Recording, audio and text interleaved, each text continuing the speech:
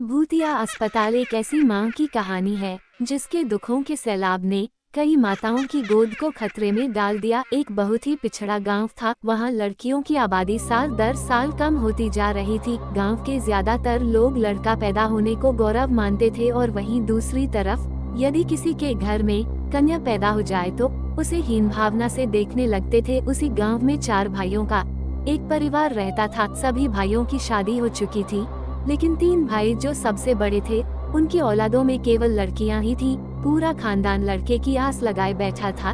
तभी उन्हें एक दिन सबसे छोटी बहू, जिसका नाम सीमा था, उसके गर्भवती होने की खबर मिलती है। पूरे परिवार में खुशियों की उमंग छा जाती है। सभी लड़का पैदा होने के इंतजार में छोटी बहू का खूब ख्याल रखते हैं। सीमा का पति अनिल, जो कि कपड़े की दुकान चलाता था, वह भी अपने बच्चे का बेसब्री से इंतजार करता है। परिवार के सभी लोग जानना चाहते थे कि सीमा के गर्भ में लड़का है या लड़की। वह तय करते हैं कि सीमा को गर्भ के लिंग के परीक्षण के लिए अस्पताल ले जाना चाहिए, लेकिन सीमा बच्चे की जांच करने के लिए अस्पताल नहीं जाना चाहती। दरअसल सीमा पहली बार मां बन रही थी और उसके लिए लड़का या लड़की दोनों ही अनमोल थे। उसे लग रहा था कि यदि उसके गर्भ में लड़की हुई तो परिवार के सभी लोग उससे नफरत करने लगेंगे और वह किसी को नाराज नहीं करना चाहती। लेकिन अनिल सीमा को अस्पताल ले जाने के लिए मना लेता है। वह उसे विश्वास दिलाता है कि मुझे कोई फर्क नहीं पड़ता कि तुम लड़के को जन्म दो या लड़की को, बस मुझे पिता बनना है। सीमा अनिल के साथ अस्पताल पहुंच जाती है। अस्पताल में अनिल का एक दोस्त कंपाउंडर था और इस वजह से लिंग परीक्षण का काम जल्दी हो जाता है। परीक्षण की रिपोर्ट में सीमा के गर्भ में लड़की होने की पुष्टि होती है। परिवार को जैसे ही पता चलता है कि सीमा लड़की को जन्म देने वाली है, परिवार में मातम छा जाता है। पूरा परिवार मिलकर अनिल को समझाता है कि ये लड़की हमें नहीं चाहिए। वैसे भी परिवार में इतनी सारी लड़कियां हैं और अब एक और लड़की से परेशानियां बढ़ती जाएंगी। अनिल अपने भाइयों की बात में आ जाता है और सीमा को गर्भपात करने के लिए मनाने की कोशिश करता है, लेकिन सीमा अनिल को गुस्से से चिड़चिड़ाते हुए कहती है, तुम पागल हो, मैं किसी भी कीमत में अपनी बच्ची को नहीं मारने वाली। सीमा और अनिल के बीच इस बात को लेकर कई दिनों तक झगड़ा चलता है। एक दिन सीमा अचानक अपने कमरे में बेहोश हो जाती है। अनिल उसे उठाने की कोशिश करता है, लेकिन जब उसे होश नहीं आता तो वो उसे अस्पताल ले जाता है और इलाज के बहाने अपने दोस्त के साथ मिलकर सीमा का गर्भपात करवा देता है। और जैसे ही सीमा होश में आती है तो उसकी दुनिया उजड़ चुकी होती है। सीमा को पता चल जाता है कि उसकी बच्ची अब इस दुनिया में नहीं रही। सीमा टूट जाती है। उसके परिवार वालों ने ही उसकी मासूम बच्ची छीन ली। सीमा बहुत दुखी थी और उसका गुस्सा बढ़ता ही जा रहा था। अचानक वह अस्पताल के कमरे में चादर से फांसी लगा लेती है और कुछ ही पलों के अंदर सीमा की धड़कनें बंद हो जाती है। सीमा के परिवार को जैसे ही पता चलता है कि सीमा ने अस्पताल में आत्महत्या कर ली है, सभी भागते हुए अस्पताल पहुंच जाते हैं। अनिल सीमा के चले जाने से बेहद दुखी होता है। उसे अंदाजा नहीं था कि सीमा बच्ची के गर्भपात से इतनी दुखी हो जाएगी कि अपनी जान ही दे दे। जो होना था वो हो चुका था, लेकिन अब बारी भरपाई करने की थी। सीमा के अंतिम संस्कार के 13 दिन गुजरते ही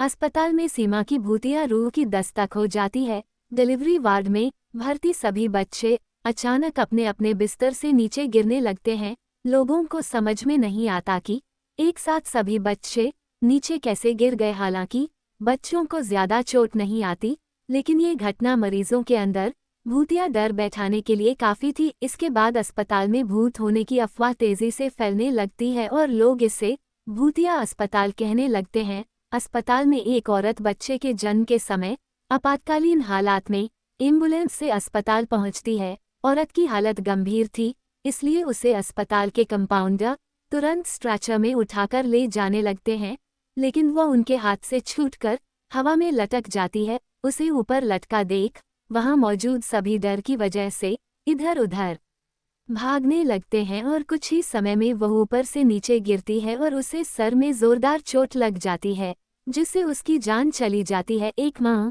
सीमा के गुस्से की भेंट चढ़ चुकी थी। अस्पताल में रहस्यमय तरीके से मौत अखबारों की सुर्खियां बन जाती है और देखते ही देखते अस्पताल को बंद करने की बात होने लगती है। लेकिन शहर में इससे बड़ा अस्पताल दूसरा कोई नहीं था। इस अस्पताल को शहर की जीवन रेखा कहा जाता था।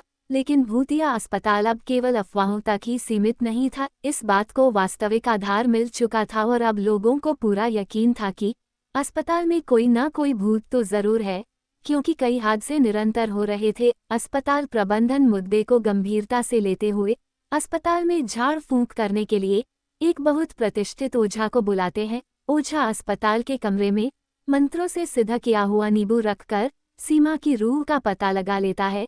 देखते ही देखते नींबू का कलर सुर्ख लाल हो जाता है। उस कमरे में मौजूद अस्पताल के कर्मचारी एक दूसरे का मुंह देखने लगते हैं। ओझा अस्पताल के कर्मचारियों से कहता है कि इस अस्पताल में एक दुखियारी मां की आत्मा है, जिसके बच्चे का गर्भपात किया गया था, इसलिए वह इस अस्पताल में किसी को भी मां नहीं बनने देना चाहती।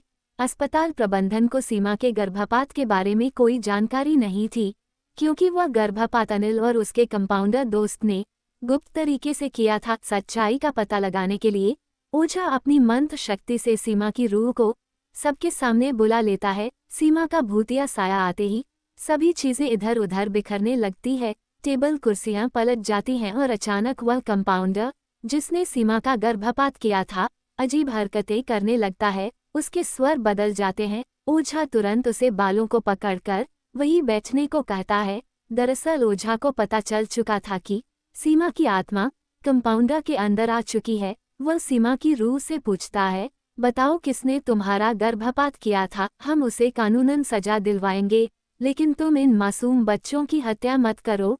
तभी वह कंपाउंडर जिसके अंदर सीमा की रूह समाई हुई थी जोर जोर से अपना ही नाम लेकर चिल्लाता है, अजय और अनिल दोनों ने मेरी बच्ची की जिंदगी छीनी है, लेकिन उसके लिए मेरे ससुराल का पूरा परिवार भी जिम्मेदार है। जब तक इन सब को इनकी गुनाहों की सजा नहीं मिलेगी, तब तक मैं इस अस्पताल में किसी को भी चैन से नहीं जीने दूंगी। अस्पताल प्रबंधन अपने उस कंपाउंडर का सारा बयान रिकॉर्ड कर रहा था और इसी रिकॉर्डिंग के दौरान वो कंपाउंडर एक कैंची लेकर अपने गले में घुसेड़ देता है और तुरंत जमीन पर गिरकर तड़पने लगता है। ओझा भूतिया आत्मा का इतना विकराल रूप देखकर कुछ पल के लिए सहम जाता है। तभी अस्पताल के कर्मचारी कंपाउंडर को तुरंत उठाकर आपातकालीन कक्ष लाते हैं, लेकिन बदकिस्मती से वह अपनी मौत से लड़ने में असफल हो जाता है। सीमा ने कंपाउंडर से तो अपना बदला ले लिया था, अब बारी थी अनिल और उसके परिवार की। कंपाउंडर की हत्या से मामला पुलिस के संज्ञान में आता है और एक के बाद एक कड़ी जुड़ाने के बाद पुलिस अनिल और उसके परिवार के सभी सदस्यों को सीमा के गर्भपात के जुर्म में गिरफ्तार कर लेती है, जिससे कहीं न कहीं सीमा की आत्मा को थोड़ा शांति तो मिलती है और अस्पताल से सीमा की दहशत का साया गायब हो जाता है।